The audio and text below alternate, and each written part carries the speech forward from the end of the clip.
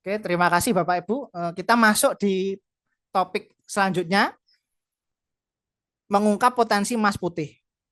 Nah, mengapa kok saya ngambil range jauh 2025 sampai 2035? Kenapa kok perak pilihannya? Nah, kita akan lihat jawabannya di slide selanjutnya ya. Nah, permasalahannya adalah dunia itu sudah berubah drastis. Uang kertas itu sudah mulai melemah, terus aset nyata itu menjadi benteng perlindungan kekayaan. Nah, salah satu jawabannya itu perak. Kenapa kok nggak emas? Latar belakangnya yang pertama itu adanya perang dagang antara Amerika dan juga Tiongkok. Amerika dan Tiongkok itu sudah mulai memanas. Tapi menariknya, Cina itu sudah mulai mengumpulkan emas, sudah mulai mengakumulasi emas itu sejak 2018. Jadi 2018 sampai sekarang, Cina itu terus akumulasi emas. Dia beli terus emas, ngumpulin emas. Jadi emas di seluruh dunia itu dia beli buat jaminan mata uangnya. Itu yang menarik.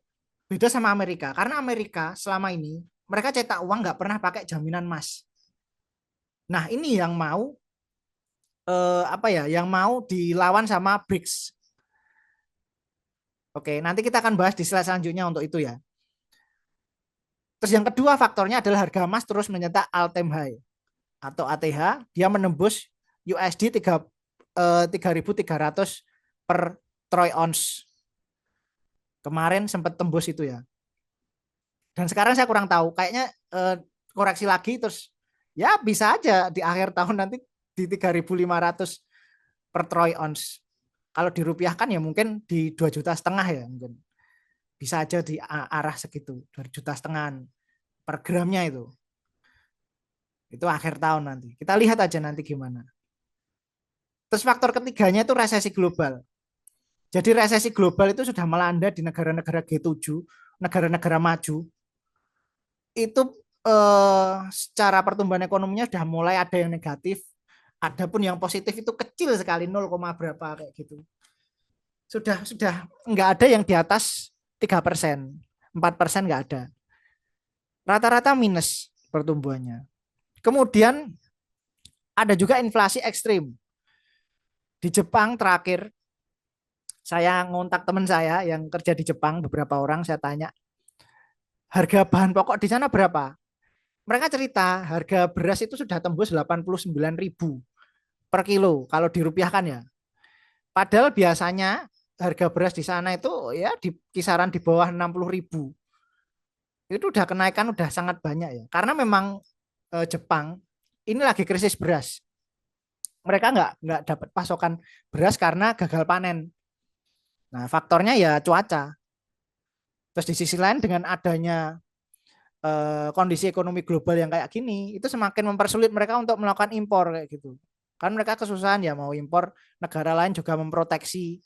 Karena kondisi kayak gini kan takut juga mereka mau transaksi. Makanya mereka mengamankan pasokan pangan. Nah, kemudian di AS sendiri CPI-nya itu sudah di atas 6%.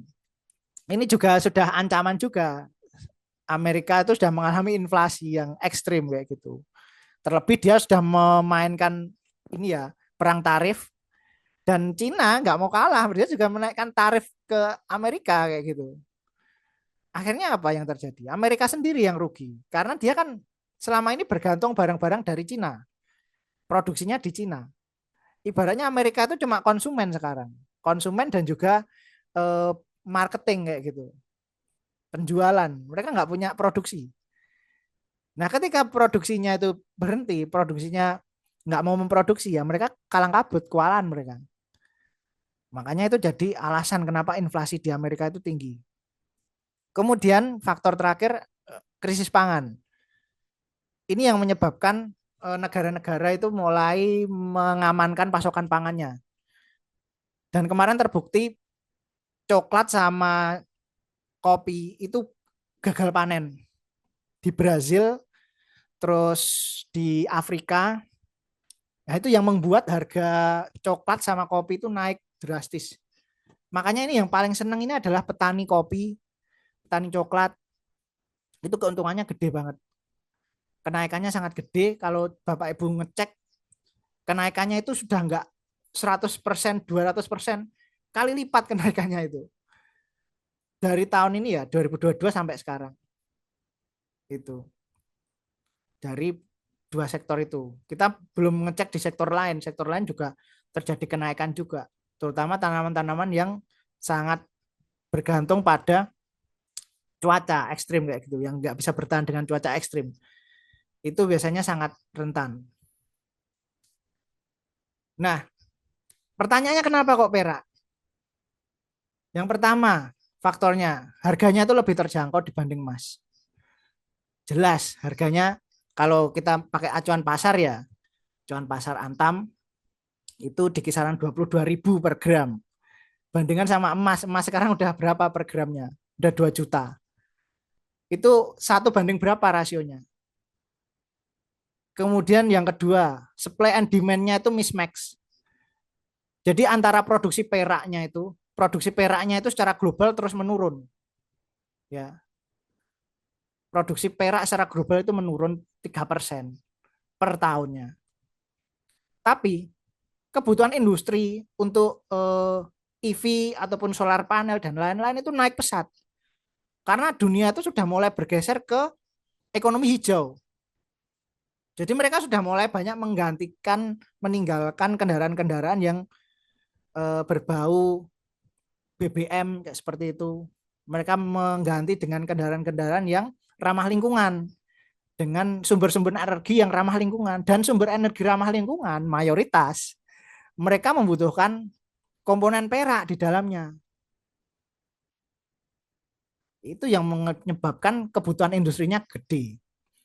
Kemudian defisit perak industri. Jadi karena permintaan kebutuhan industrinya gede, perak ini secara industri itu defisit gitu loh. Defisit sekitar 140 juta troy ounce. Itu naik 20% ya dari 2023 itu. Artinya gini, produksinya itu turun, tapi permintaan naik. Akhirnya yang terjadi defisit gitu loh.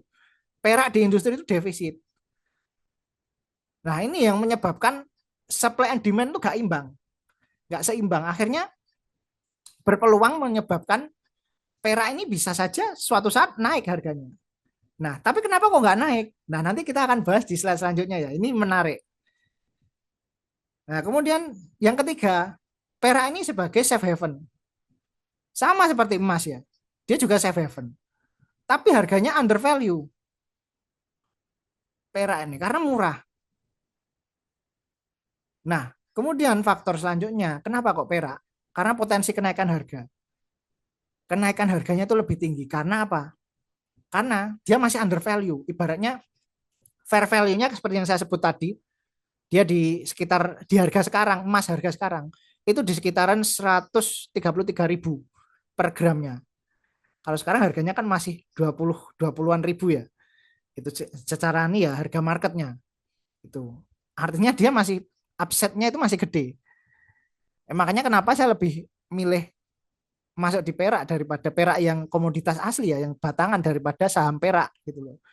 Karena kalau saham perak ya mungkin kenaikannya ya 100%, 200% itu mungkin segitu aja.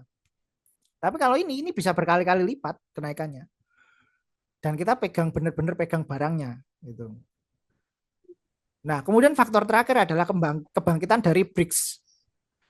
11 anggota baru termasuk Arab Saudi dan juga Iran. Mereka itu mengontrol 70% cadangan perak global. Ya. Mereka mengontrol 70% cadangan perak global. Nah, ini nanti ada kaitannya dengan slide selanjutnya ya, yang akan saya bahas nanti. Bahwa sesungguhnya harga perak itu bukan harga yang sesungguhnya sekarang. Itu ada campur tangan, ada manipulasi dari Amerika dan juga bank-bank besar. Nah, ini yang akan saya jelaskan. Ada skandal manipulasi dari JP Morgan dan juga peluang akhir monopoli AS. JP Morgan itu dinyatakan bersalah melakukan spoofing. Spoofing itu apa? Spoofing itu ibaratnya kayak kita bandari. Nah, kita pakai nama orang lain, pakai nominal untuk nge-short harganya. Jadi kita nge-short pakai nama orang lain, pinjam nama orang lain. Itu spoofing namanya. Jadi harga itu sengaja dibikin rendah gitu. Itu terjadi tahun 2020. Dan sampai sekarang juga masih terjadi sebenarnya. Cuman kan mereka sembunyi-sembunyi gitu, nggak berani mereka terang-terangan. Kalau terang-terangan mereka kena denda lagi. Dendanya itu nggak main-main loh. 920 juta USD. Jadi ini kasus manipulasi pasar logam mulia ini membuat harga perak itu ditahan di harga rendah terus selama bertahun-tahun. Dan mereka sengaja melakukan itu supaya mereka bisa akumulasi perak aslinya gitu. Jadi harga perak yang di pasar komoditas, yang di pasar futures itu mereka mainkan, mereka lakukan spoofing. Yang di market spotnya mereka beli, mereka borong. Nah ini loh jeleknya JP Morgan. Jadi taktik manipulasinya itu tujuannya mereka untuk menguasai supply-nya. Nah taktik 2024 Bank AS itu masih menguasai 65% perdagangan futures perak di COMEX. Nah ini yang bikin harga itu tertekan gitu loh. Tetap rendah terus. Makanya mereka kan menguasai futures.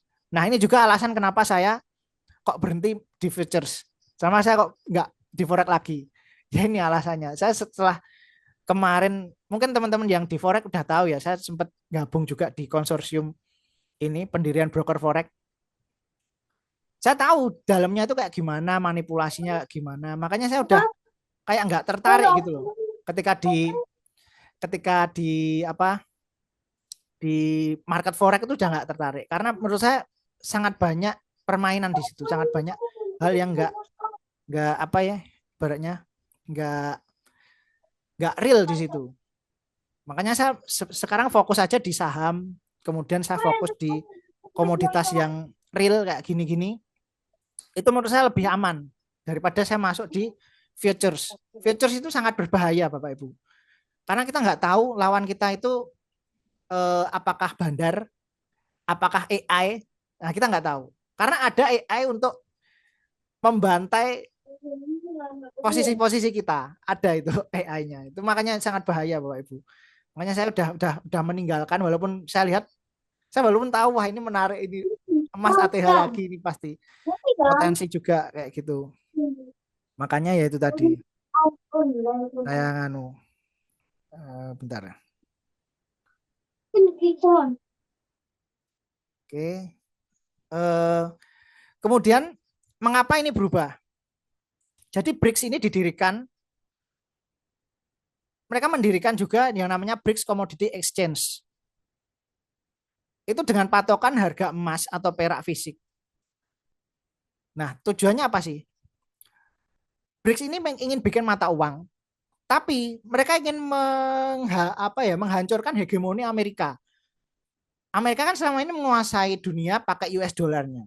Sedangkan Amerika itu cetak US dollar, itu mereka nggak pakai jaminan logam mulia seperti perak dan juga emas. Jadi mereka sesuka hati mereka cetak kayak gitu tanpa pakai jaminan, nggak pakai standar gold standar lagi. Nah makanya BRICS ini ingin merusak atau mendobrak apa ya monopolinya daripada Amerika dan juga ini tadi dan juga sekutunya. Makanya mereka bikin ini tadi. Jadi uang yang diterbitkan di BRICS rencananya itu akan selalu diimbangi dengan adanya baraknya jaminan lah. Itu jaminan berupa emas fisik ataupun perak fisik. Nanti kan ada rasionya. Kalau kita mau menjaminkan perak, rasionya dengan emas berapa? Berapa banding berapa kayak gitu. Itu. Jadi jaminannya seperti itu BRICS. Makanya saya melihat di sini ada peluang gitu loh. Di apa? Komoditas yang realnya, spotnya kayak gitu. Nah, harga perak yang kita lihat sekarang itu bukan harga sejatinya. Karena ada potensi besar untuk meledak saat manipulasi itu hilang. Nah, kemudian kita masuk ke poin selanjutnya. Nilai intrinsik perak. Tadi kan saya bilang, di harga sekarang, perak itu di kisaran 133.000 harusnya, ya normalnya. Tapi kenapa harganya kok ditahan di situ ya? Karena tadi kita udah tahu ada manipulasi dari perbankan besar, JP Morgan. Ada manipulasi negara besar seperti Amerika yang dia ingin menguasai. Amerika itu selalu akan membantu perusahaan-perusahaan yang di bawah negaranya, perusahaan-perusahaan yang dari negaranya, yang berasal dari negaranya. Mereka akan membantu mereka untuk mengintervensi pasar, bagaimanapun caranya. Makanya kemarin kalau kita baca berita di Indonesia, kemarin kan Indonesia sempat ini ya berunding dengan Amerika terkait tarif. Kemudian Amerika minta gini, Indonesia nggak boleh pakai QRIS. Nah, kenapa kok Indonesia nggak boleh pakai QRIS? Karena QRIS itu transaksinya itu 900 triliun per tahun. Per tahun tuh 900 triliun. Bayangin transaksi segitu banyaknya. 900 triliun per tahun. Itu merugikan Visa dan juga Mastercard. Visa Mastercard itu dapat komisi 1%. 1 sampai 2% ya dari ini. Apa? Dari tiap transaksi. Makanya sekarang kalau Bapak Ibu lihat ATM Bapak Ibu itu sudah nggak ada logo Visa sama Mastercard. Logonya udah ganti sama logo GPN kan di kartu debitnya. Ya karena itu tadi sudah diganti dengan teknologi QRIS. Nah Amerika nggak seneng. Mereka berusaha mengintervensi supaya Indonesia nggak boleh pakai QRIS. Kita harus balik pakai Mastercard Visa. Padahal secara teknologi Mastercard dan Visa itu sangat tertinggal jauh dibanding QRIS. QRIS itu sangat canggih. Mereka bisa bikin transaksi itu lebih cepat dibanding Mastercard dan juga Visa. Itu dan itu diakui oleh negara-negara lain. Perbankan kita itu termasuk canggih. BI itu termasuk canggih. Makanya saya sempat ini juga kan mengapresiasi bahwasanya wah BI itu memang canggih. Memang saya akui BI itu sangat canggih. Itu. Dan sekarang QRIS sudah mulai dipakai di Asia Tenggara dan juga beberapa negara-negara BRICS itu sudah ada yang pakai QRIS juga, mengadopsi QRIS. Itu. Bayangin kayak gitu itu. Intervensinya Amerika. Ya, itu masih urusan QRIS ya. Ini kita sudah membicarakan perak, cadangan emas dan lain-lain. Ini lebih besar lagi. Apa? Isunya lebih besar lagi daripada QRIS. Perputaran uangnya lebih besar lagi. Pasti intervensi Amerika lebih besar. Nah, kita harus tahu juga kenapa kok lihat perak. Kalau dalam Islam, perak itu termasuk harta real yang sah jadikan alat tukar dan juga penyimpanan nilai. Jadi kalau di Islam itu zakat malnya itu baru kena nisab atau batas zakat baru wajib zakat itu kalau sudah 595 gram. Itu sudah dianggap masuk zakat kayak gitu. Nah, kalau dalam perdagangan global, perak itu komoditas yang diperdagangkan bebas di bursa global, namun sering dipengaruhi bank besar. Kayak yang saya jelaskan tadi ya, JP Morgan itu sering melakukan intervensi, nggak cuma JP Morgan aja, banyak perusahaan lain kayak BlackRock dan lain-lain itu mereka juga melakukan manipulasi juga. Itu. Nah, kemudian sejarahnya perak. Perak itu digunakan sebagai mata uang utama di banyak peradaban. Romawi, Tiongkok, Islam, Spanyol. Mereka pakai perak. Kemudian rasio alami emas dan perak secara historis itu antara 1:10 sampai 1:15. Jadi kalau ada satu emas itu disetarakan 10 perak. Artinya 1:10. Nah, sekarang coba Bapak Ibu hitung. Kalau harga emas sekarang 2 juta, ya. Kalau 1:10, artinya harga perak berapa? 200.000 kan? Ya itu. Makanya kenapa saya bilang perak itu masih murah gitu loh.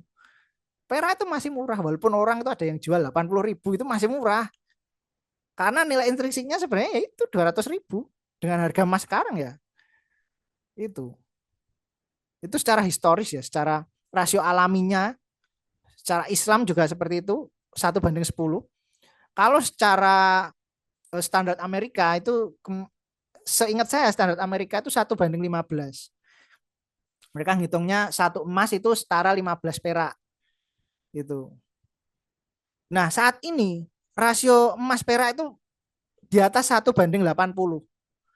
Artinya kita masih punya gap kenaikan yang besar. Nggak cuma persen, kali lipat ini.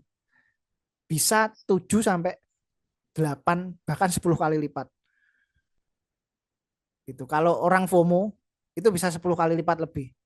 Tapi kalau kita merujuk harga wajarnya itu sekitar 7 sampai 8 kali lipat dari harga sekarang. Ya, bisa dibayangkan ya Bapak Ibu semua. Makanya kenapa saya kok kemarin langsung gerak cepat nyari perak? Ya karena itu tadi. Ini alasan yang mendasari saya bikin riset-riset. Saya kan riset terus ini, riset-riset. Wah, ternyata saya ketinggalan. Itu potensi perak itu di situ. Nah, mungkin juga itu yang mendasari Robert Kiyosaki kenapa kok dia menyuruh beli perak. Ya, mungkin itu juga. Karena Robert Kiyosaki mungkin dia punya akses lebih banyak untuk informasi itu. Dan saya baru tahu kalau ada manipulasi JP Morgan ya baru-baru aja ini. Saya ketika bikin riset-riset saya baru tahu ternyata pasar perak itu dimanipulasi. Saya kira kalau perak itu ya berjalan sesuai apa adanya kayak gitu, alami seperti emas kayak gitu. Ternyata enggak, perak itu ternyata memang sengaja dimanipulasi sama JP Morgan dan juga beberapa bank besar ya, nggak cuma JP Morgan aja. Karena itu tadi mereka punya kepentingan untuk menguasai supply-nya itu. Nah, selanjutnya kita melakukan komparasi dari investasi. Kita bisa bandingkan ya antara perak batangan dengan perak portofolio. Nah, perak portofolio ini ada ETF, ada saham. Nah, kalau ETF ini adanya di Amerika, Bapak Ibu, namanya SLV. Jadi kita kayak beli saham gitu, namanya SLV. Jadi saham perak, ibaratnya saham perak. Kita beli perak tapi cuma sahamnya aja. Nah, ini ya masuk market derivatif sih. Sama seperti forex sebenarnya. Cuman bedanya dia ada jaminan peraknya beneran. Itu. Kalau forex kan nggak ada ya. Dia cuma kontrak aja. Tapi ini ada peraknya beneran. Cuman ya itu tadi. Masalahnya kita kan nggak pegang barangnya. Artinya itu ada resiko di broker dan juga platformnya untuk terjadi counterparty. Counterparty itu apa? Ada orang yang short, kita mengalami kerugian. Nah, itu loh yang jadi bahayanya di situ. Tapi secara likuiditas dia tinggi. Ibaratnya kita jual beli mudah. Tapi kita nggak pernah memiliki barangnya. Karena kita membeli cuma aset digital aja. Makanya kripto juga saya nggak begitu tertarik sama kripto. Jujur saya nggak begitu tertarik karena kripto itu kan aset digital. Ibaratnya kita beli kripto, kita nggak tahu besok kripto itu memang benar-benar punya kita apa enggak. Ya kalau servernya nggak mati, kalau servernya mati, kalau pusat servernya mati gimana? Bisa hilang semua harta kita. Beda sama saham. Saham walaupun secara digital, tapi pencatatannya masih manual. Kita masih dicatat di KSEI, terdata oleh negara. Data ada semua. Ada DPS, data pemegang saham, dan itu diupdate setiap hari. Itu yang membuat saham itu aman. Makanya saya tetap masih berkecimpung di industri saham ya karena itu tadi. Beda sama forex dan lain-lain. Kita nggak tahu di sana itu kejelasannya seperti apa, pencatatannya seperti apa, nggak jelas. Ibaratnya kita kayak berjudi lah di situ. Kita nggak tahu resikonya seperti apa, kita nggak tahu. Tapi kalaupun Bapak Ibu tetap mau masuk di situ ya silakan. Tapi saran saya jangan banyak-banyak gitu loh. Ibaratnya dari 100% aset kita ya maksimal 10% lah yang kita mau masuk di situ. Ibaratnya ya itu untuk uang yang kita sudah rela benar-benar hilang kayak gitu, yang resikonya tinggi ya nggak apa-apa, udah kita ikhlaskan hilang. Kalau hilang ya hilang, kalau cuan ya cuan kayak gitu. Itu. Kemudian masalahnya lagi kalau batangan itu spreadnya besar, 2-5%, bahkan lebih kalau perak bisa lebih. Itu spreadnya besar. Kalau yang di ini portofolio itu spreadnya kecil. Ya kayak kita trading forex kayak gitu ya, spreadnya kan kecil. Kemudian dari perlindungan krisis ekonomi, yang fisik itu lebih kuat. Karena bagaimanapun kita pegang barangnya Bapak Ibu. Kalau kita ada apa ya, eh, negara kolaps atau mungkin ada kerusuhan atau mungkin ada chaos perang, kita masih bawa peraknya gitu loh. Kita masih bisa gunakan itu untuk transaksi kita. Tapi kalau kita bergantung pada portofolio aset yang digital kayak ETF kayak gitu ataupun forex, terus kita gimana jualnya, Pak? Kalau kita udah punya barangnya, terus tahu-tahu ada perang, terus apa namanya sistemnya shutdown, iya duit kita hilang, Pak, gitu loh. Itu bahayanya. Makanya saya udah meninggalkan forex ya karena itu. Udah saya pikir-pikir lagi, wah, nggak aman ini. Walaupun saya tahu sebenarnya potensi potensi cuan ya. Saya lihat kemarin ATH, saya udah tahu sebenarnya arahnya ke 3.300. Tapi kemarin udah saya jual di berapa itu 3.100. Itu udah saya jual yang kemarin yang saya swing itu udah saya jual. Saya udah nggak mau lagi, udah nggak mau lah saya. Walaupun saya tahu masih potensi ya, cuman saya coba untuk ini ya merawat pikiran saya lah supaya saya lebih sehat lagi dalam berinvestasi kayak gitu. Bukan bukan ini bukan melampiaskan nafsu saya gitu, enggak. Saya harus lebih rasional lagi gitu. Itu sih. Karena saya akui memang di forex itu gampang cuan, tapi rugi juga gampang gitu. Tapi kalau saya boleh saran, kalau misal Bapak Ibu masih main di forex, ya besok kalau harga koreksi emas koreksi atau saya sarannya di emas ya jangan di perak kalau di forex. Kalau emas koreksi dalam beli aja. Beli tapi kecil aja, lotnya kecil. Tapi duitnya agak digedein. Misal 0,01 terus nanti duitnya 10.000 dolar kayak gitu. Udah dibiarin aja itu 0,01 sampai tahun depan itu pasti cuannya luber itu. Itu tips ya kalau Bapak itu main forex ya. Tapi kalau nggak main forex ya nggak usah gitu-gitu. Saran saya nggak seneng forex sih. Saya nggak rekomendasi forex karena ya tadi saya udah tahu permainannya, manipulasinya seperti apa. Saya mending nggak trading aja sih kalau dimanipulasi kayak gitu. Karena bagaimanapun kita mau analisa kayak apa, kalau kita dicurangi, kalau kita dimanipulasi kan ya nggak enak juga gitu loh. Baratnya kita sudah ngitung bener-bener tapi kita dibikin rugi kayak gitu. Dan kerugian itu memang disengaja bukan karena mekanisme pasar kayak gitu.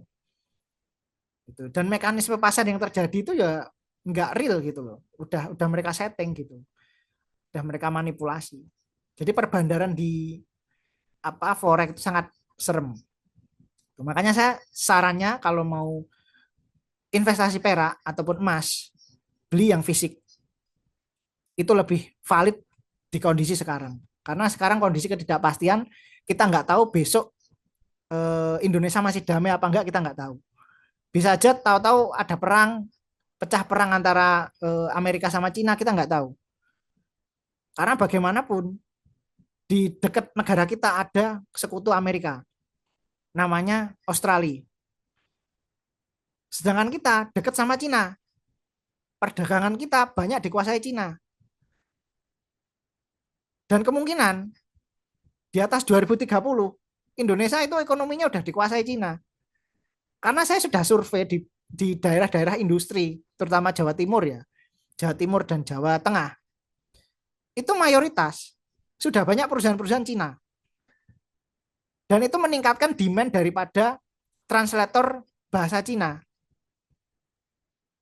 Nah ini yang gak banyak orang tahu ya, itu. Translator bahasa Cina itu banyak dicari sekarang Bapak Ibu. Gajinya juga tinggi, di atas 10 juta. Itu mereka nggak butuh ijazah, mereka cuma butuh kamu bisa bahasa Cina kayak gitu. Mau ijazah SMP, SMA mereka nggak peduli. Mereka cuma butuhnya kita bisa menerjemahkan bahasa mereka. Itu digaji segitu. Itu dari daerah Jawa Tengah sampai Jawa Timur yang saya riset ya, yang saya tahu itu. Jadi kita harus hati-hati karena Indonesia itu dekat sama Cina. Terus kita juga udah gabung bridge. Artinya apa? Artinya kita sudah kontra dengan Amerika. Dan Amerika punya proksi namanya Australia. Kita sewaktu-waktu bisa aja di rudal sama Australia. Jadi hati-hati ya. Itu. Makanya di sini saya menyarankan untuk ini ya, mengakumulasi emas ataupun perak batangan. Itu lebih aman. Karena ibaratnya negara kita kondisinya nggak aman lah. secara stabilitas politik global. Nah, jadi untuk proteksi kekayaan real, perak batangan itu lebih unggul. Untuk trading jangka pendek itu portofolio itu lebih fleksibel. Kalau kata Peter Schiff, perak fisik adalah asuransi saat sistem keuangan itu kolaps. Nah, selanjutnya peran BRICS itu menentang hegemoni dolar dan juga monopoli perak. Seperti yang saya jelaskan tadi, itu sudah mulai mempercepat dedolarisasi negara-negara BRICS. Kemudian inisiatif BRICS itu membuat currency berbasis komoditas yang saya jelaskan tadi, termasuk perak. Nah, kalau BRICS ini berhasil, maka harga perak itu bisa mencerminkan nilai sejatinya, yaitu kembali ke rasio emas dan perak itu turun ke 1:10 atau 1:15 di kisaran itu. Karena memang harga sejatinya emas dan perak itu segitu. Nah, ini yang mengakibatkan kenaikan harga perak itu bisa berpotensi naik 6 sampai 8 kali lipat dalam 5 sampai 10 tahun. Makanya ini ibaratnya ini masih kesempatan Bapak Ibu, dan saya nggak nge-share ini. Kemarin di grup forex kemarin kan teman-teman banyak yang tanya ya, saya nggak berani nge-share. Karena ya ini tadi, kalau saya nge-share orang-orang FOMO ya, nanti malah tambah susah kita cari perak gitu loh. Saya sendiri juga kesusahan nanti. Makanya saya keep, saya kasih tahu member-member di grup ini aja, teman-teman yang di grup saya memang sengaja nggak share keluar untuk ini ya, informasi ini. Karena ya itu tadi, saya khawatirnya kalau sampai ini keluar di publik, nanti orang-orang makin FOMO kayak emas kemarin. Orang antri emas sampai kayak gitu, sampai ngeri lah kalau kita di butik-butik Antam itu antrinya udah nggak wajar sekarang. Udah sering habis emas itu. Itu saya khawatirnya itu jangan sampai perak kayak gitu, karena perak masih sangat murah ini harganya. Kita beli harga 70.000 aja masih murah, termasuk murah.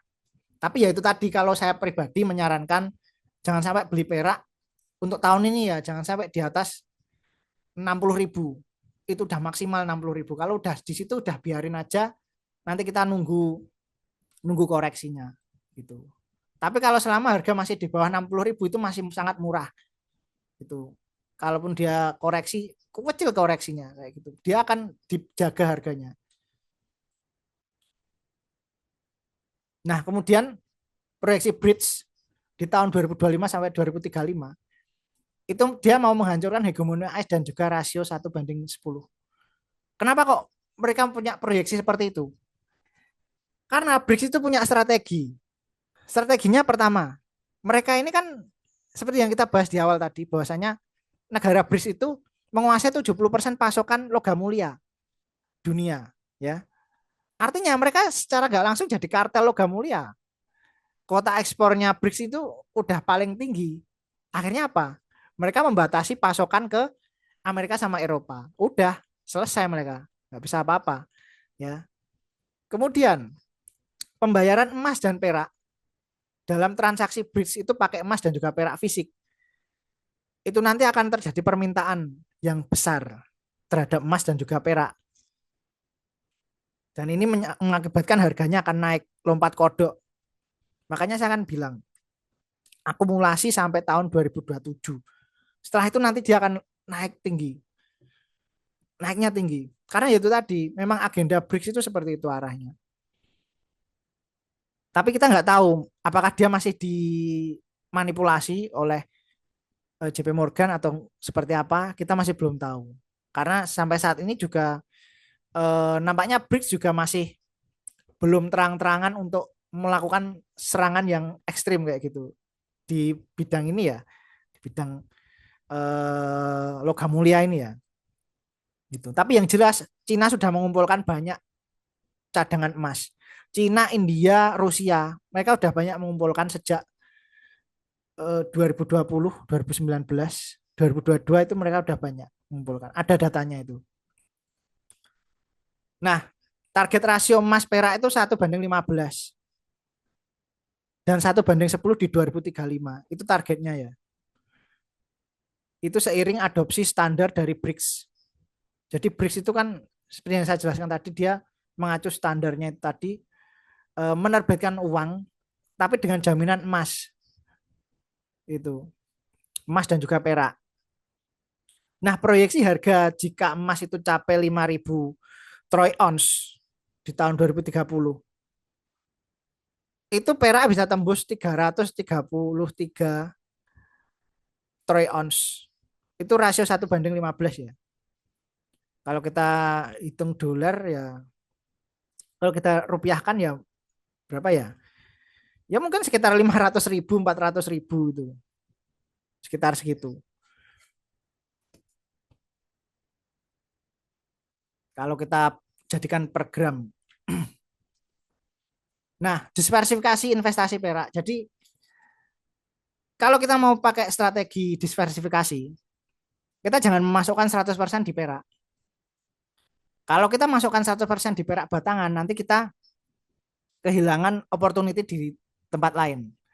Nah, jadi kalau mau diversifikasi, kita bisa pilih beberapa pilihan ini. Koin perak. Tapi koin perak ini di Indonesia nggak ada ya. Ini adanya di Australia, di Eropa kayak gitu. Itu biasanya dia kayak koinnya besar kayak gitu. Ada nilainya berapa kayak gitu. Nah, kemudian ada perhiasan perak premium. Tapi kalau perhiasan ini nanti kita susah jualnya, Pak. Kita susah jualnya. Jadi saya kurang merekomendasikan ini, tapi ini bisa juga jadi alternatif bagi orang yang mungkin suka perhiasan kayak gitu. Bisa, tapi nanti kita akan susah jualnya. Paling mudah itu tetap perak batangan. Itu paling mudah, ya. Kemudian kalau kita mau diversifikasi, kita diversifikasi di saham tambang perak. Contohnya, kalau di saham Amerika ada First Majestic Silver. Kemudian ada Pan America Silver, PAS. PAS ini gede loh tambangnya perak ya. Gede nih. Tapi ini Amerika, saham Amerika. Kemudian kita bisa juga masuk BRMS. BRMS juga punya cadangan perak. Walaupun nggak banyak cadangan peraknya, tapi jelas ada berapa berapa juta ton gitu. Terus Antam. Seperti yang saya jelaskan tadi, Antam selain memproduksi perak, dia juga standar peraknya itu standar LBMA, ya. Jadi sudah diakui Bridge dan ini potensi buat Antam. Kemudian ada juga Arci dan PSAB. Nah, nanti coba Bapak Ibu riset lagi BRMS, Antam, Arci, PSAB. Coba di riset lagi. Kemudian selanjutnya ada ETF seperti yang saya jelaskan tadi, ETF Silver, ada SLV, PSLV, ini adanya di Amerika. Ini termasuknya ETF, ada juga option. Jadi dia jangka pendek lah, nggak bisa yang lama kayak gitu, nggak bisa. Dan kita nggak memiliki barangnya. Tapi kalau untuk diversifikasi ya silakan kalau mau coba. Bisa juga di future contract. Future contract itu kayak forex gitu ya. Forex itu future contract. Itu bagi yang sangat berpengalaman ya. Saya kasih garis bawah bagi yang sangat berpengalaman ya. Kalau nggak berpengalaman ya hati-hati masuk situ. Nanti daripada kena MC gitu ya. Itu saya mengingatkan aja itu. Tapi kalau strategi yang saya ajari tadi, kalau Bapak Ibu mau coba masuk di future contract, ya itu tadi caranya. Masuk 0,01, masuknya berapa? Di atas $1.000 lah, $5.000 kayak gitu. Masuk segitu aja 0,01 di harga supportnya terendah ketika dia udah koreksi banyak, udah biarin aja. Itu. Atau mau kalau mau ya 0,1 kayak itu bisa. Tapi modalnya harus gedein. Nanti ketika udah naik berapa dikurangi dikit kayak gitu. Kayak cara saya kemarin yang swing di gold ya kayak gitu kemarin.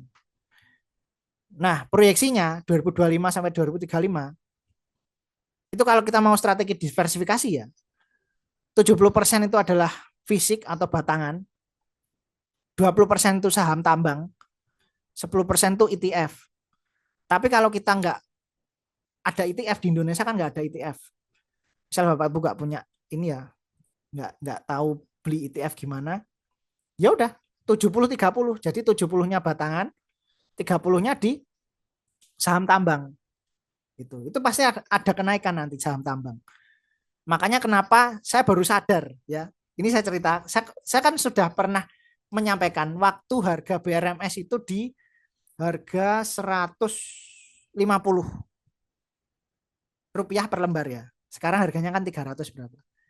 Saya kan udah pernah bilang, saya dapat bocoran dari sekuritas dan juga manajer investasi bahwasanya Anthony Salim itu beli BRMS tujuannya mau dibawa ke 600 dalam beberapa tahun ke depan. Dan saya baru sadar ternyata saya nggak lebih pintar daripada Anthony Salim gitu loh. Anthony Salim punya data lebih detail dia. Konglo-konglo ini sangat luar biasa gitu. Makanya ketika kita ngikuti Konglo itu kita nggak akan rugi gitu. Kita nggak akan rugi. Makanya paling enak kita ngikuti saham Konglo, nggak akan rugi. Karena Konglo ini melihatnya selalu jangka panjang. Dan saya baru sadar dan baru kepikiran bahwasanya oh ternyata BRMS itu cadangan peraknya lumayan banyak dibanding saham lain ya. Lumayan banyak cadangan peraknya. Makanya kenapa Salim beli BRMS. Padahal secara manajemen BRMS itu sangat jelek manajemennya. Karena dia manajemen lama itu dipegang sama Bakri Group. Itu sama kayak Bumi. Ya, manajemennya jelek. Orang beli situ wes koyok koyok sudah males lah beli sahamnya nggak jelas. Perusahaan nggak jelas, manajemennya buruk, segisinya jelek. Tapi ternyata di balik itu Anthony Salim itu punya pemikiran yang sangat luar biasa menurut saya. Ya karena itu tadi dia melihatnya bahwasanya BRMS itu punya cadangan perak yang banyak dan dia melihat harga perak itu masih under value dan dia mungkin tahu lebih dulu tahu daripada saya udah melakukan riset bertahun-tahun yang lalu bahwasanya dia udah tahu kalau harga perak di pasaran itu dimanipulasi sama perbankan besar dan juga Amerika. Informasinya dia lebih detail dan dia mungkin punya intelijen bisnis yang udah tahu soal ini. Makanya dia langsung beli akumulasi itu BRMS. Terus dia mulai berpindah ke tambang dari sebelumnya dia pengusaha mie, pengusaha makanan, belok ke tambang sekarang. Gitu. Jadi kombinasi diversifikasi ini adalah kombinasi proteksi. Jadi batangan ini sebagai proteksi dan saham itu pertumbuhan. Kenapa kok pertumbuhan? Karena saham kita dapat dividen, Pak. Kita dapat dividen, artinya ya ada pertumbuhan, nggak cuma capital gain. Tapi kalau batangan kan kita cuma mengandalkan capital gain ya dari pertumbuhan nilainya tadi. Itu. Tapi tetap kita belinya nggak kayak emas ya. Kalau emas sekarang udah hedging, maksudnya hedging dia bukan investasi, hedging. Artinya lindung nilai. Jadi kalau kita beli emas sekarang, nilai emas sekarang itu ya nilai uang kita di masa lalu gitu loh. Artinya nggak ada yang bertumbuh di situ. Tapi kalau perak sekarang harganya under value, masih di bawah harga pasar, di bawah harga wajarnya. Kalau dia kembali ke harga wajar aja kita untung. Apalagi dia naik di atas itu. Kita malah lebih untung lagi. Baratnya harga perak naik melambung tinggi terus orang FOMO. Akhirnya banyak yang cari perak, lebih naik lagi harganya. Nah, ini malah lebih menguntungkan lagi. Nah, di situ saatnya kita jual. Itu ya. Ini caranya seperti itu strateginya. Oke ya. Nah, jadi roadmap investasi 2025 sampai 2035 di 2024 sampai 2027 itu kita beli perak fisik minimal 500 gram per tahun. Itu. Karena memang yang standar yang dijual Antam yang standar itu yang 500 gram. Kalau yang 200 di bawah 500 gram itu untuk retail. Dan Antam jarang produksi itu. Jarang produksi itu dan kalaupun ada jarang mereka mengeluarkan. Kalau yang 500 gram itu mereka masih bisa mengeluarkan tapi ya itu tadi lewat orang dalam. Mereka nggak sembarangan ngeluarin. Gitu. Karena ya itu tadi mereka tahu harganya masih murah gitu loh. Kadang sama direksinya dibeli sendiri terus dia keluarin bareng sama barang-barang gudang yang lain. Jadi dia pakai gudangnya Antam kayak gitu-gitu. Biar dia kan nggak ngeluarin duit buat bayar gudang kayak gitu direksi. Jadi menurut saya direksi ya agak nakal juga ya kayak gitu mainnya. Itu. Dan tahun 2028 sampai 2030 kita mulai diversifikasi ke saham tambang perak. Kenapa kok nunggu 2028? Kita bisa juga mendahului 2027. Kenapa kok nunggu segitu? Karena kita menantikan masa-masa koreksi. Jadi nanti kita tunggu ya bulan Juni, Juli. Mei, Juni, Juli. Ya ini ya. Nanti pasti koreksi. Saham-saham pasti koreksi. Tapi kita nggak tahu saham kayak Antam ini ikut koreksi apa enggak. Bisa jadi yang lain koreksi, Antam nggak koreksi, tapi bisa jadi Antam ikut koreksi juga. Kalaupun Antam ikut koreksi, biasanya kalau Bapak Ibu kan udah tahu ya tadi caranya buat lihat akumulasi distribusi. Ya nanti cek aja kalau dia penurunannya tajam di hari itu tapi nggak ada buang barang dari asing yang banyak, artinya masih dikumpulkan, harga masih ditahan. Nah itu kita bisa ikut masuk, ikut mengumpulkan juga kayak gitu. Tapi kalau ada outflow besar, uang keluar yang besar di situ, ya kita harus ikut keluar juga. Atau malah kita nggak perlu masuk. Itu strateginya ya. Kalau kita mau diversifikasi ke saham juga. Nah, kemudian sisanya kita tinggal hold aja sampai rasio 1:10 tercapai. Itu bisa profit 500 sampai 700%. Bahkan lebih. Nah, kelebihan kekurangan risiko dan juga peluang dari investasi perak itu yang pertama. Kelebihannya harganya under value. Terus permintaan industri itu tinggi, dia termasuk aset fisik dan juga lindung nilai. Kekurangannya spread jual belinya itu tinggi Bapak Ibu. Kemudian dia butuh penyimpanan juga, butuh gudang untuk nyimpan di tempat aman. Makanya kenapa direksinya itu diborong sendiri peraknya terus dia simpen di gudangnya Antam ya biar dia nggak bayar deposit box gitu loh.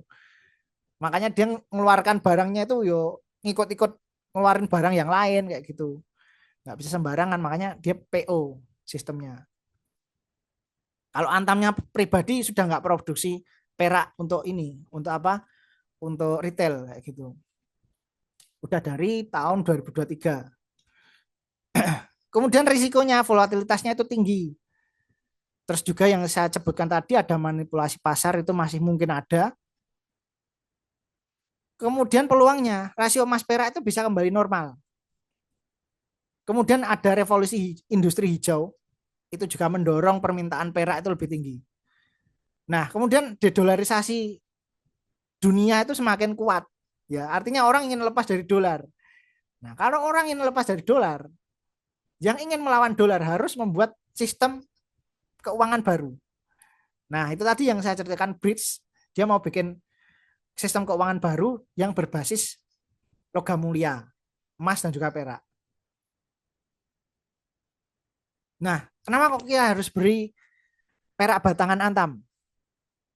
Karena kita tahu ya di pasaran itu ada banyak perak. Ya, kalau kita lihat di marketplace yang non Antam itu harganya masih murah, masih pakai harga pasar. Tapi yang jadi fokus saya gini. Pertama, kenapa kok saya cari Antam? Pertama karena legal, ya. Antam itu legal, resmi dan diakui di pasar Indonesia. Kalau kita beli perak ekspor, perak impor, mungkin kayak perak Turki, yang paling banyak itu kan perak Turki. Perak Turki itu apa ya? Kalau nggak salah namanya Nadir, mereknya Nadir. Itu perak Turki. Kita mungkin bisa beli dengan harga murah sekarang ya, tapi kita jualnya susah. Kadang toko-toko nggak mau ngakui, terus kadang orang itu juga melihat apa ya, memandang sebelah mata perak Nadir kayak gitu. Wah ini perak opo ini? Asli apa enggak ini kayak gitu? Asli apa enggak? Mereka terus akhirnya kasih harga yang jelek kayak gitu. Mungkin Bapak Ibu ada yang punya pengalaman pernah beli emas selain merek Antam terus menjualnya akhirnya kena spread yang banyak, maksudnya harganya jauh di bawah harga pasar. Nah, itu yang terjadi. Itu kalau selain merek Antam biasanya dia di Indonesia itu kurang bisa dihargai. Jadi ketika kita beli itu mungkin mahal tapi jualnya murah. Jadi spreadnya itu sangat jauh. Makanya kita mending cari yang Antam. Walaupun saya tahu banyak yang lebih murah ya selain Antam. Cuman saya cari yang itu tadi yang kira-kira ketika saya jual itu mudah. Nah, faktor keduanya mudah dijual. Jadi kita jual Antam itu mudah, nggak harus ke toko emas. Kita jual ke Pegadaian bisa, ke butik Antam bisa, ke marketplace bisa. Orang pasti cari. Tapi paling mudah kita jual ke butik Antam. Kalau ke Pegadaian mungkin kalau emas masih bisa nerima ya, tapi kalau perak saya kurang tahu dia mau nerima apa enggak. Soalnya kan kalau Pegadaian kan enggak jual perak, ya. Pegadaian jual emas.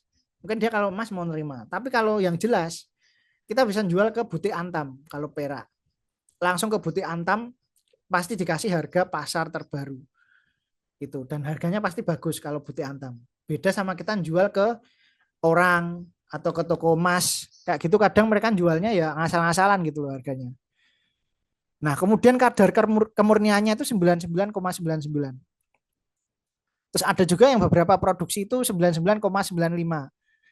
Walaupun beda 0,04 ya, tapi tetap aja itu masih standar LBMA. Jadi standar LBMA itu ya dia memang harus gitu, antara 99 sampai 99,95 itu standarnya. Kemudian faktor lain dijamin BUMN jelas, minim resiko pemalsuan karena asli dari BUMN, dan diawasi juga dengan badan-badan pengawas macam-macam. Kemudian produksi Antam itu hanya 10 ton per tahun. Itu untuk yang produksi industri ya. Kalau retail kadang malah lebih dikit lagi gitu. Karena ya kita tahu tadi, dari 90% pasar Antam, perak Antam, 90%-nya itu ekspor gitu loh. Kalau 10 ton, artinya kita cuma kebagian 1 ton untuk retail yang diproduksi peraknya. Gitu ya. Nah, kemudian distribusi pasar perak Antam. 90% penjualan perak Antam itu tunjukkan ke pasar ekspor, seperti yang saya jelaskan tadi ya. 10% sisanya itu diserap pasar domestik yang mencakup sektor retail dan juga industri lokal.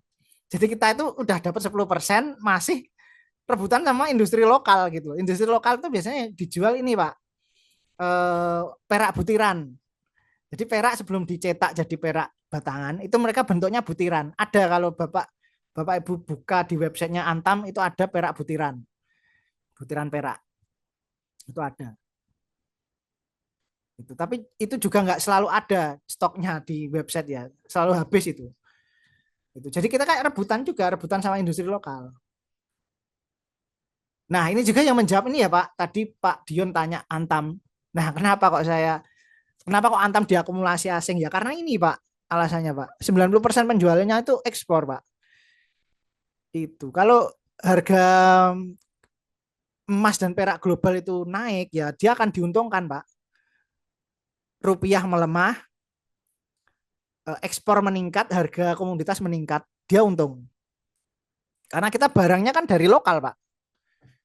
Emasnya lokal, peraknya lokal, nambang ditambang sendiri. Ya, pakai rupiah, jualnya pakai dolar. Untung berlipat-lipat, Pak. Makanya kenapa asing walaupun harga sekarang masih akumulasi.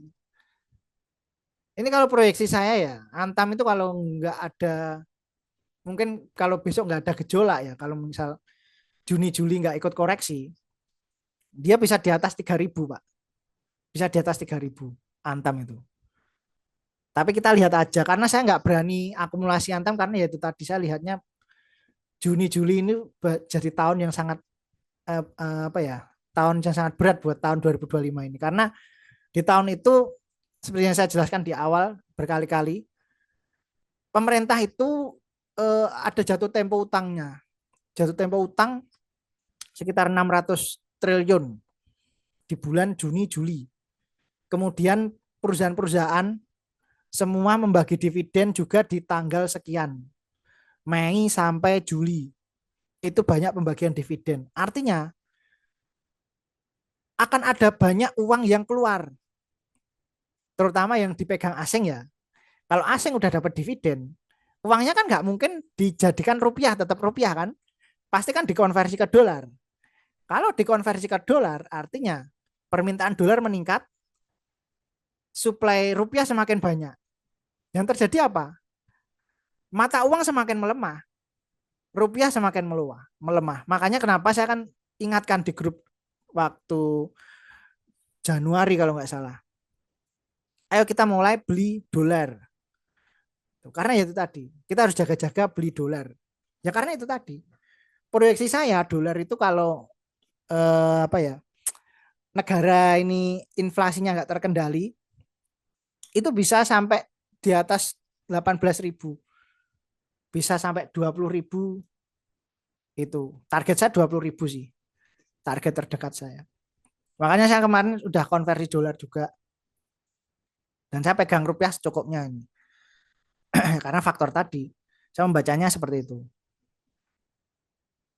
Nah, informasi ini menunjukkan bahwa sebagian besar produksi Antam itu diekspor ke luar negeri. Ya, kayak yang saya jelaskan tadi ya. Nah, ini menyebabkan pasokan pasar perak dalam negeri itu terjadi kelangkaan. Makanya ya kita tanya di websitenya nggak pernah ada. Saya nelpon juga udah nggak produksi dari 2023 itu. Itu sampai bingung gimana ini cari anu perak Antam kayak gitu.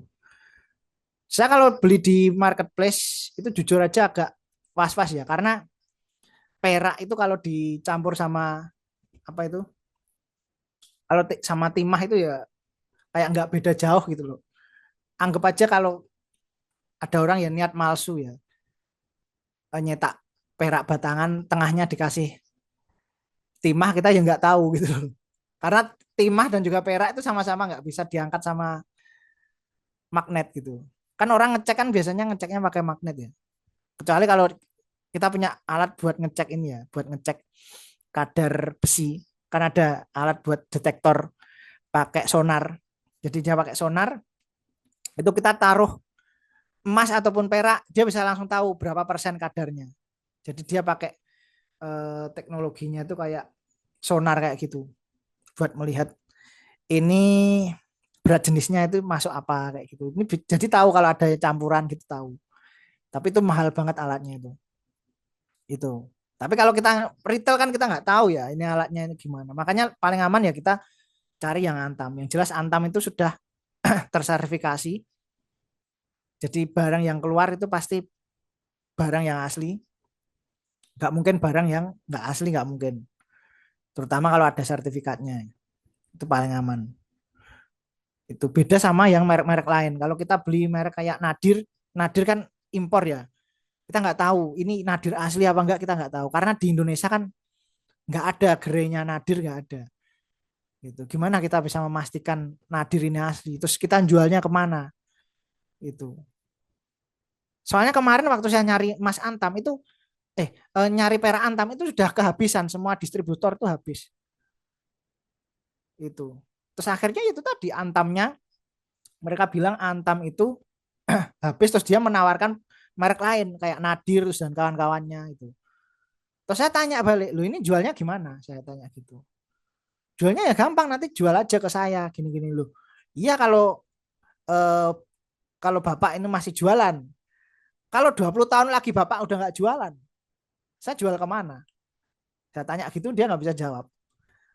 Tapi kalau saya beli Antam, mau bapaknya yang jual ini udah nggak jualan yo, itu saya tetap bisa jual di gerai Antam gitu loh, di galeri Antam gitu loh. Karena Antam kan nggak mungkin tutup kecuali Indonesia bangkrut ya. Indonesia bangkrut udah nggak ada lagi yo, mungkin galeri Antam udah nggak ada gitu. Tapi kalau sama Indonesia masih ada ya aman lah, masih kita masih bisa jual perak Antam masih bisa. Gitu. Makanya saya juga hati-hati juga sama apa saat membeli perak ini gitu loh. Jangan sampai saya FOMO terus saya ngawur belinya. Makanya saya selalu cari perak Antam. Saya nggak mau kalau nggak Antam. Itu walaupun harganya mahal ya, di atas harga pasarannya. Tetap saya hajar karena apa? Ya saya lihat kan nilai intrinsiknya kan nggak segitu gitu loh. Saya tahu nilai intrinsiknya itu seberapa. Gitu. Kalau harga sekarang nilai intrinsiknya itu tadi di 133.000. Itu murah itu. 133.000. Itu. Nah, ini data produksi dan penjualan perak Antam. Ini bisa juga memperkuat yang tadi ya, Pak Dion mungkin di saham Antamnya. Jadi produksinya itu sekian, 8.200 kilo, penjualannya itu 11.470 kilo. Kenapa kok produksinya lebih besar dari penjualan? Ya karena Antam ini kadang dia apa ya, menyerap dari industri lain gitu. Misal kayak dari Arci, terus dari apa eh, smelter lain kayak gitu dia nerima barang juga. Tapi dia mau cetakannya Antam dan yang standar kayak gitu. Jadi Antam nggak selalu produksi. Kadang dia juga ambil dari barang lain, tapi dia minta standar cetakannya dia kayak gitu. Jadi menurut saya Antam ini lebih ke penjualan sih. Dia lebih fokus ke penjualannya daripada produksi. Makanya dia agak males memproduksi sendiri kayak gitu. Nah, dengan tingginya proporsi ekspor ini, ketersediaan perak Antam di pasar domestik itu terbatas. Itu menyebabkan kelangkaan dan potensi kenaikan harga pasar lokal.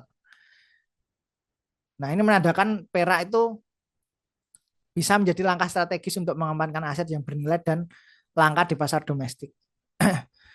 Nah, sebagai tambahan yang saya jelaskan berkali-kali, Antam itu sudah punya standar kemurnian internasional sebesar 99,95. Itu mendapatkan sertifikasi dari London Bullion Market Association atau LBMA, saya sebut tadi ya. Itu menjadikannya sebagai pilihan investasi yang terpercaya. Artinya kalau sudah ada sertifikasi ini nggak mungkin Antam itu nipu. Karena yang namanya sertifikasi internasional itu diakui dunia dan dia selalu ada inspeksi audit yang sangat sering. Jadi nggak mungkin ada permainan yang kotor kayak gitu, nggak mungkin. Di bagian produksi ya. Tapi kalau di bagian penjualan, nah ini kan nggak diawasi ya. Ini udah lain lagi. Pembahasannya udah lain lagi. Karena yang disertifikasi kan produksinya, produknya. Jadi akan selalu diawasi oleh London Bullion Market Association. Makanya kenapa BRICS menjadikan Antam ini salah satu jaminan standar di BRICS currency. Ya karena itu tadi faktornya. Dia sudah standar LBMA. Nah, Antam 2035 patriotisme finansial dan scarcity. Yang pertama faktornya apa? Monopoli lokal. Antam itu menguasai 95% produksi perak Indonesia. Jadi legal tender cadangan nasional itu yang pegang Antam. Makanya kenapa asing banyak akumulasi Antam ya daripada BRMS. BRMS kan nggak begitu banyak ya yang akumulasi. Nah, itu yang akumulasi paling banyak Antam. Ya karena tadi faktornya. Dia menguasai produksi perak Indonesia 95%. Paling gede. Gitu. Makanya kenapa asing belinya Antam. Ya, jadi asing itu punya data itu. Yang kita kadang miss, ketinggalan data di situ. Nah, faktor kedua dia sudah tersertifikasi BRICS. Jadi logam Antam udah jadi patokan BRICS Precious Metal Standard. Jadi BRICS itu pakai standar logam Antam ini untuk nyetak uangnya, rencananya ke depan. Karena ini kan masih belum mulai ya, belum mulai. Sudah kemarin kan Om Putin kan udah pamer-pamer duit BRICS. Nah, ini tinggal nunggu aja ini kapan terbitnya ini mata uang ini. Nanti kalau udah terbit, wah itu nanti udah rame itu pasti harga emas, perak pasti naik tinggi lagi. Itu. Yang ketiga itu kelangkaan. Jadi produksinya itu turun dari 100 ton ke 60 ton. Karena kan terus turun ya namanya produksi tambang tidak terbarukan kan pasti akan turun terus produksinya. Itu. Jadi dalam 6 tahun itu akan turun 40%. Itu.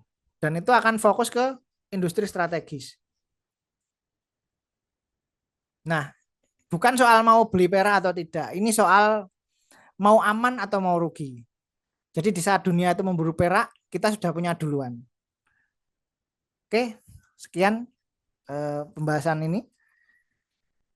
Mungkin kita buka sesi tanya jawab. Mungkin ada yang tanya Bapak Ibu, silakan. Saya kasih kesempatan.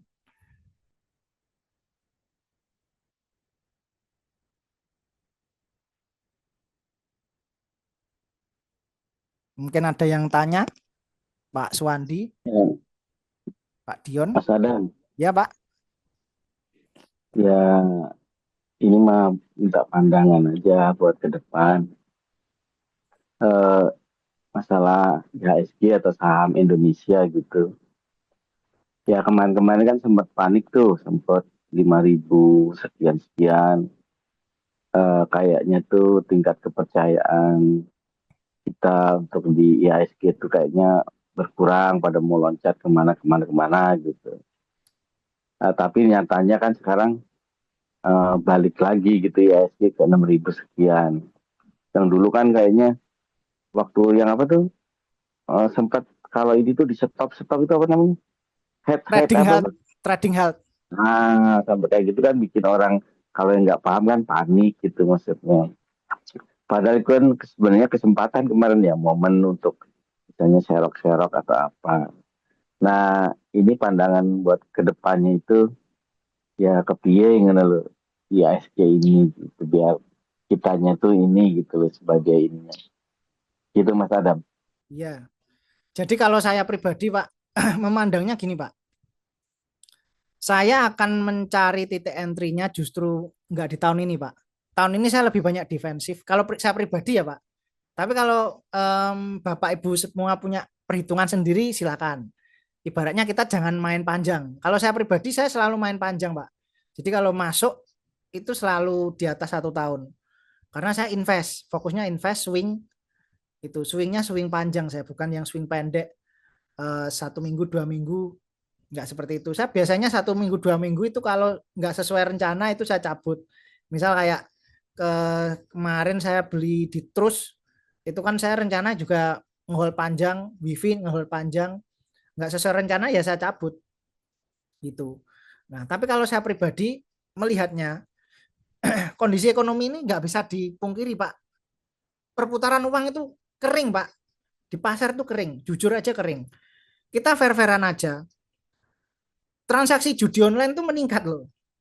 Meningkat dari 900 triliun itu meningkat jadi 1.200 triliun kalau nggak salah. Kalau nggak 1.500 ya. Pokoknya di atas 1.000 lah transaksi judi online itu. Artinya uang kita itu banyak keluar untuk judi. Ya, itu sudah kita sudah udah defisit ya. Kita sudah mengalami kerugian defisit itu. Defisit pertama itu. Kedua, kita mengalami jatuh tempo utang luar negeri yang besar di bulan Juni Juli 600 triliun.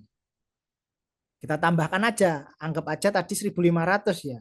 1.500 dari judi online, kemudian kita tambahkan dengan jatuh tempo utang luar negeri kita 600 triliun, total berapa? 2.100 triliun dalam 1 tahun itu. Itu belum termasuk belanja APBN, belum termasuk hutang luar negeri swasta ya. Itu kita harus hitung itu faktor fiskal ya, faktor fiskal. Kemudian faktor pertumbuhan ekonomi kita bisa lihat banyak perusahaan-perusahaan yang PHK, banyak perusahaan-perusahaan yang tutup ya. Artinya apa? Artinya di Indonesia ini iklim investasinya udah nggak sehat dan mereka pindahnya kemana? Ke Vietnam. Vietnam ini rame. Terus ada lagi opsi lain selain Vietnam itu ada di Malaysia. Kemudian ada yang lari juga di Thailand. Itu. Bahkan ada sebagian yang di Kamboja juga ya, ada. Mulai ada ini Kamboja, orang pindah ke Kamboja. Cuman yang Kamboja ini biasanya perusahaan Cina ya. Yang dia itu banyak mafianya kayak gitu-gitu. Mereka berani main di situ. Tapi mereka kenapa kok pilih pindah ke situ? Ya karena itu tadi di Indonesia iklim investasinya itu nggak sehat. Kita bayangkan aja pemerintah bikin kebijakan kan sering blunder, bikin statement sering blunder. Terus akhirnya apa yang terjadi? Investor asing kan nggak yakin dengan Indonesia. Habis ngomong gini kok gini, habis ngomong gini kok gini. Ini yang benar yang mana gitu loh. Bikin kebijakan kok pelin-pelan lah itu loh. Kita kan sebagai investor, pengusaha itu kan butuh kepastian ya Pak. Ibaratnya kita naruh duit, terus kita nggak dapat kepastian terus gimana Pak nasib kita? Ini yang kita taruh duit Pak. Ya, kita naruh duit kan berharap ini bisa jadi cuan, bisa jadi untung buat kita, bisa jadi berkah buat kita dan juga bisa membayar karyawan kan. Nah, tapi kalau nggak bisa untung, kita rugi karena kebijakan yang pelin-pelan, gimana? Makanya kemarin ada berita kan, LG menarik investasi kan, terus akhirnya ada beberapa pabrik yang sudah mendirikan juga Hyundai, marah juga dia. Loh, saya udah investasi banyak di Indonesia. Kenapa kok keran impor dibuka? Nah, itu. Itu loh, Pak. Jadi saya sebenarnya nggak nakut-nakutin. Saya itu ada perhitungan ekonominya, Pak. Ada perhitungan ekonominya. Makanya saya bilang, kita tunggu aja nanti bulan Mei, Juni, Juli, gimana? Apakah koreksi? Saya rasa kemarin tuh ya memang ini ya, yang ganjel kebanyakan konglo, Pak. Soalnya kemarin Prabowo kan melihat orang gaduh-gaduh IHSG dan lain-lain, terus dia ngumpulin konglo.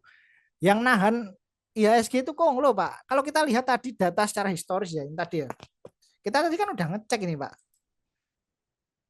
Oh, ini keluar. Wih, tadi kita kan udah ngecek ya. Nah, tadi coba bentar tak kasih ini apa share screen dari saya ya. Tadi kan kita udah lihat juga, Pak, di saham perbankan kan udah keluar semua, Pak. Asing, Pak. Dana asing keluar deres, Pak. Ini kita lihat ini BBRI ini aja, Pak. Ya. BBRI ini deres loh, Pak, keluarnya, Pak. Tanggal 8 ini 1T. 1T bukan uang dikit, Pak. Dan ini terus keluar ini. Merah terus ini. Hijaunya cuma satu ini. Ya, artinya apa, Pak? Artinya investor asing kabur, Pak. Kabur ini. Jadi kalaupun ada yang nahan IHSG, yang nahan itu bukan mekanisme market, Pak. Itu permainan aja. Permainan konglo. Konglo disuruh nahan. Nahannya pakai apa? Pakai brand. Terus pakai saham-saham brand ya. Brand kan valuasinya gede. Brand Aman Mineral, kemudian Saratoga, kemudian ya saham-saham punya konglo-konglo itulah. Mereka nahan kan mereka menguasai stok kan, mereka menguasai eh, supply-nya gitu. Jadi mereka bisa nahan harga gitu. Ya, terus akhirnya OJK membuat apa aturan dari yang awalnya ARB itu 30%, 24%, sekarang jadi 15% itu. Terus aturan yang macam-macam lah intinya mereka berusaha untuk menahan supaya IHSG nggak ambrol gitu loh. Intinya IHSG ketahan itu bukan karena ekonomi yang solid ya Pak, tapi karena ini hanya manipulasi aja, manipulasi kebijakan, manipulasi harga kayak gitu. Jadi ini kenaikan IHSG ini bukan kenaikan real Pak. Kita tunggu aja kalau sampai kuartal 2 dan kuartal 3 ini nggak ada perbaikan ya ambrol Pak itu nanti. Ambrol, saya yakin ambrol. Karena semakin deres nanti outflow asing itu semakin deres. Karena yang menguasai mayoritas saham-saham kita itu asing, Pak. Asing yang menguasai. Jadi kalau asing keluar ya ambrol kita, Pak. Lokal seberapa sih kuatnya? Konglo sendiri ya nggak mau, Pak. Dia nahan terus. Mereka kan juga punya bisnis. Mereka kan juga butuh cash flow buat bisnisnya. Kan nggak mungkin ditahan terus. Paling ya dia nahan cuma berapa duit sih, Pak. Dari asetnya paling ya nggak sampai 50% asetnya buat nahan kan nggak mungkin. Gitu. Jadi menurut saya itu tadi Pak, kita harus waspada, tetap harus waspada. Saya nggak kasih, kenapa kok nggak kasih sinyal ini ya, nggak kasih sinyal positif ya karena itu tadi yang saya lihat sinyal di lapangan itu negatif semua Pak. Dan bisa aja keruntuhan nanti kalau benar-benar jadi ya, kalau memang inflasi nggak tertahan di kuartal kedua 2025, ya bisa 5.000 Pak. Mentok 5.000, di bawah 5.000 bisa di 4.500 itu bisa IHSG. Dan kita nggak tahu nanti yang nahan siapa itu nanti kalau kayak gitu. Tapi yang jelas saham-saham konglo akan nahan itu nanti. Tapi kerjanya keras Pak itu, kerja keras. Itu kalau nggak ada saham konglo, nggak ada brand, nggak ada apa Goto dan kawan-kawan, ya mungkin udah ambrol Pak IHSG, udah di bawah 5.000 kemarin. Karena ya ketolong itu tadi ada perusahaan-perusahaan yang apa ya secara bobotnya, secara market cap-nya gede, akhirnya dia bisa nahan dan supply-nya kan masih dikuasai ya, sama konglo masih dikuasai, jadi masih bisa nahan. Tapi kalau kita lihat ini cerminan ini BRI kayak gini ya. Terus kita lihat lagi BBNI. Kita lihat yang pemerintah-pemerintah aja yang bank. Karena Indonesia memang ekonominya berbasis perbankan, Pak. Loh, ini merah semua, Pak. Distribusi semua, ya. Nah, ini malah 1,4 T tanggal 8 BMRI. Ini cuma hijaunya cuma berapa ini? Keluar terus ini, Pak. Coba kita lihat yang punya pemerintah ya, Pegas. Oh, Pegas ini masih hijau, tapi ya akumulasinya kecil kayak gini, Pak, nggak kayak itu tadi. Karena ya itu tadi memang eh, asing itu banyak ngumpulnya di itu saham-saham blue chip perbankan, Pak. Karena perbankan ini memang kuncinya kunci dari ekonomi Indonesia itu. Loh, aman mineral cuma segini ya diakumulasi tapi cuma segini. Brand. Kalau brand dia nggak pakai asing, Pak. Brand itu nah, asingnya cuma gini. Brand itu lokal. Karena memang apa ya? Barangnya yang menguasai Pak Prayogo Pangestu. Dia lewatnya apa ya? North Star kalau nggak salah perusahaannya buat akumulasi. Itu sih. Apakah cukup menjawab Pak Dion? Ya Mungkin cukup jawaban saya Pak. kurang kurang ini ya Pak, kurang optimis. Tapi saya jujur jawaban saya realistis Pak, karena ya saya lihat ekonomi Indonesia ya kayak gini Pak. Ya Bapak tahu sendirilah. Ini udah seret semua seret. Saya pun juga sudah mulai mengencangkan ikat pinggang ini Pak. Sudah mulai berhemat mempersiapkan masa-masa resesi itu Pak. Gitu. Sudah menjawab ya Pak? Sudah, suun, ya. Oke, sama-sama Pak. Mungkin ada lagi yang lain? Saham perak di US apa ya tadi? Saham perak US PAAS Pak. PAAS itu Pan Amerika Silver. Itu PAAS. Terus ada lagi kodenya AG. AG itu juga emas. Saham emas. Itu yang saham perusahaan emas ya. Jadi saham perusahaan emas yang paling gede itu ada dua, AG sama PAS. Tapi PAS ini dia tambangnya itu nggak di Amerika Pak, tambangnya itu di Meksiko, terus di Peru, sama di Chile kalau nggak salah. Itu. Tapi tambangnya gede, cadangan peraknya gede banget Pak itu di situ.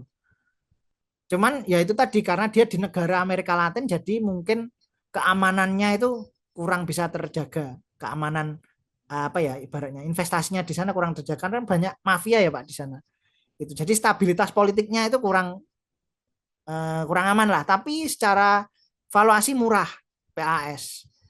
Kalau AG, kalau EG itu dia stabil, tapi cadangan emasnya agak begitu banyak. Cuman dia harganya stabil dan industrinya itu stabil, nggak kayak yang PAS tadi. Cuman bedanya karena harganya tinggi, jadi dia produksinya lebih mahal dibanding PAS. Jadi dia udah termasuk over value gitu. Jadi kalau mau beli saham Amerika yang berbasis emas, PAS Pak, yang murah, masih murah. Gitu. Cuman resikonya yaitu tadi dia resiko stabilitas politiknya di negara-negara tempat dia nambang itu kurang bagus.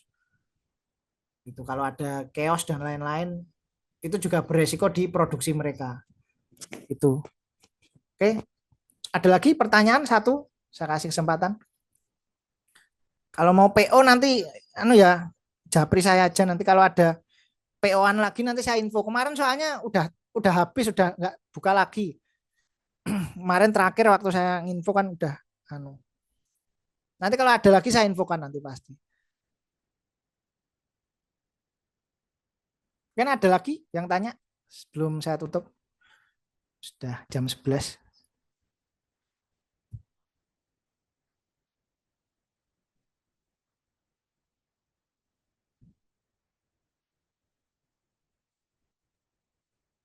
Cukup Sudah, saya Mas Adam. sudah cukup ya Pak? Cukup. Ya. Oke. Terima kasih Bapak Ibu semua atas kehadirannya. Cukup, cukup. Eh, Ya, baik. Terima kasih Bapak Ibu atas kehadirannya. Demikian pertemuan pada bulan April. Nanti kita akan ketemu lagi di pertemuan bulan Mei. Nanti sama kita juga evaluasi juga ya. Hanya selama Mei ini gimana perkembangannya? Apakah ekonomi kita semakin membaik atau justru malah mendekati itu tadi ya, proyeksi saya tadi. Jadi nanti kita lihat Mei nanti kita akan membahas itu. Terus kita juga akan membahas bandarmologi yang lanjutan. Jadi ini kan kita bahas ini ya masih dasarnya aja, masih kita bahas forennya. Nanti kita coba untuk membahas dari sisi Konglo. Konglo Play itu gimana cara mainnya, terus cara ngeceknya nanti gimana. Nanti kita akan coba ngulik-ngulik data di KESE. Jadi kita nanti ngulik-ngulik data di KESE, keterbukaan informasi. Nanti saya kasih tahu caranya ngecek gimana. Cuman nanti agak manual Pak kalau itu kita harus nyeleksi sendiri satu-satu. Gitu. Mungkin itu ya informasi dari saya. Terima kasih atas kehadirannya. Saya tutup. Wassalamualaikum warahmatullahi wabarakatuh. Oke, thank you, Mas. Ya, sama-sama Pak. Sama-sama Bapak Ibu semua. Terima kasih.